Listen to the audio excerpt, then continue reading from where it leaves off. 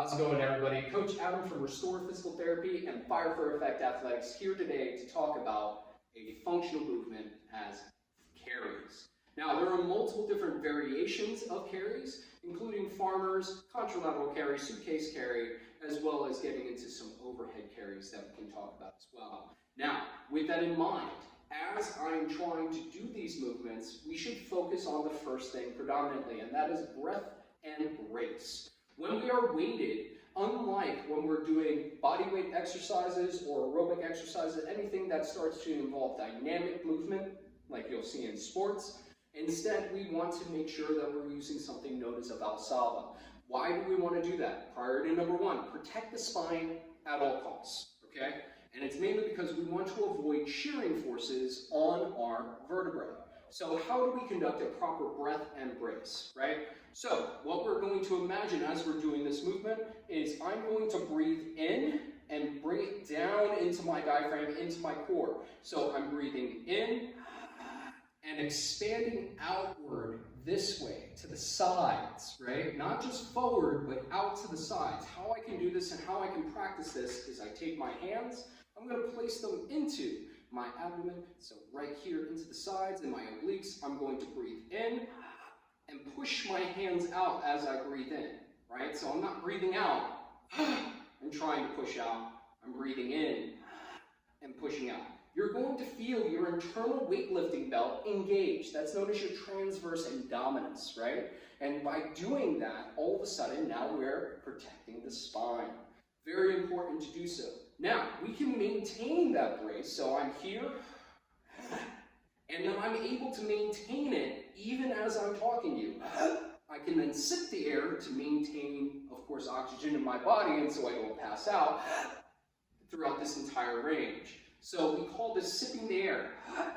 As I'm doing this, it's allowing me, one, to maintain my bracing, while two, also allowing me to still move with a purpose, move with weighted exercise as I'm doing this. Now, if we're talking about squats, deadlifts, you name it, of course, we're going to breathe, move, then as soon as we're done moving, breathe again. With this, if we're talking about an extended movement like carries, we want to use that sipping the air technique as we're doing this. So, what that's going to look like, I have my weight here on an elevated surface. If you have limited mobility, this is an excellent regression to start out with this movement. Of course, working your way lower and lower and lower until you can maintain proper form and technique by pulling the weight off of the ground. So, starting with the farmer's carry, that means I have an implement, a weight, any odd object that you have at home in either hand simultaneously. So I grab on, big solid breath and brace, neutral spine, I stand up. Right? Notice proud chest, I'm opening up, engaging the shoulders, squeezing the armpits, and then from here, I can do this movement walking backwards, walking forwards. I also can do marching in place. So if I'm limited in space to do my exercises, I can also do this in place, doing for a set repetitions and counts. I can do it for time, I can do it for distance. I can do it for, of course, the repetitions like I had just stated. Now, how you can increase the difficulty. Farmer's carries are an excellent place to start, especially because just like we talked about shearing forces on the vertebrae, this limits because we're equally loaded the weight on either side of our body, allowing us to be able to really focus on engagement of the core without starting to impose an external force that's starting to show us off balance, right? In addition, which allows us to really focus on our movement. Now, how you can increase the difficulty? One, you can have different weighted objects on either side. So, for instance, I have a 20-pound kettlebell over here and a 25. I can then switch, so say I want to be rather accurate with this, say I'm doing 4 sets of 20 in-place marches. All right, say I break down 10, with having the weights in the orientation they are, I place them back down, and then I switch, and now I will do 10 with the varying orientation, which allows me to still be able to adapt, evenly, right, distribute the workload, and be able to have this so that I can mix it up. Now, I can add to this. The next step would, of course, be a suitcase carry. So, I'm only carrying one object as I'm doing this breath brace, and then I'm able to now walk and orient.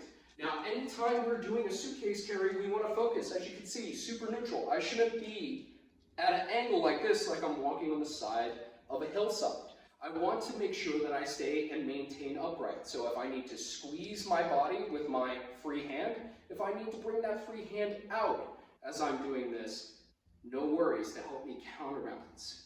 Big things that we really want to focus on as we're walking. So notice, as I'm walking forward, I really want to be paying attention. I know it sounds simple, but simple does not mean easy. So I want to make sure, heel to toe, small steps as I'm doing this, because I want to keep my feet as close to my center of gravity as possible. The longer steps I take, the more force I'm putting on a single leg as I'm doing this. And of course, I can do this where, as you can see, I do a few repetitions on one hand, and then I switch. I can also place the weight down, and say, for instance, if I'm doing a distance carry and I need to change directions, I can face the other direction, pick up the weight on the other side, and then maintain this motion and movement again. Now, from there I can add and I can manipulate and start to work on different types of variations. A few variations to help you with is, of course, we just went over farmers, we went over suitcase. They're going to be the two most common that you'll see variations-wise for carries. But then we can get into what's known as our contralateral carry. So, next one up would be, for instance, I take my contralateral carry. So I have my two different weights. I'm going to take one and bring it on up. If that's too hard, no worries. Instead, what you can do, pick up the lighter weight first, bring it up into what's known as a front rack carry.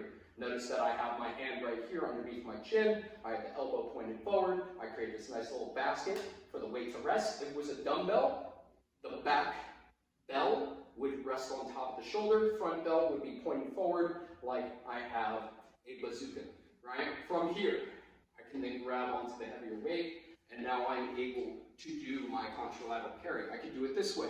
I can also go overhead. So once I'm here, raise, boom, coming overhead, and now I can mix it up. I can also do a front rack carry like I just stated. So I'm coming up, and now I have both in this front rack carry. I can do this with dumbbells as well. I can also do it with a barbell if I would like. Same thing, I can have it here. I can bring it both overhead as I'm doing this. Variations again, I can do forward, backward, in place, marches, as I would like. Now, as I just stated, I also can do this with a barbell. Again, evenly loading, of course. I can do it in the back rack. I can do it in the front rack. I can do it overhead as well, which all incorporate different styles. We're increasing the moment arm in certain ways, which increases the difficulty, adds instability with all these different variations, which then engage our core. We're finding a functional way of being able to actually use our core in a way that we're going to see in life, especially for our expectant and postpartum moms. Now that the baby's along, we usually are carrying multiple things. Say I have, of course, the carrier in one arm.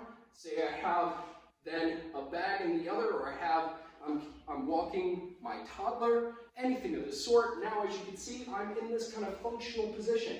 Bags of groceries, we all do it right here, right? If I'm trying to be able to have anything in that back rack, say I'm wearing a heavy backpack, now I'm engaging with this. One final thing is, especially as we start to go overhead, it becomes very apparent and very incumbent that we follow this, is noticing rib flare. So we want to make sure our ribs stay stacked and keeps our spine as neutral as possible. As we start to reach above head, people have a tendency to start doing this flare. Notice anterior pelvic tip, as well as then this curvature, this arching in the spine, as well as this flaring the ribs. As I take my breath and brace, I want to focus on just squeezing down just slightly, right, with my ribs, in addition to which that will help me engage the front portion of my core just as much as I'm engaging the back, posterior portions of my core, allowing me to keep myself from straining my lower back and being able to maintain and improve my functional availability of strength endurance, and of course, being able to live a long, happy, healthy lifestyle. Now, if you have any further questions, comments, concerns, feel free to reach out to us at either Restore Physical Therapy or Fire for Effect Athletics. We're happy to explain or help you further along through your wellness journey. Thank you so much. Take care.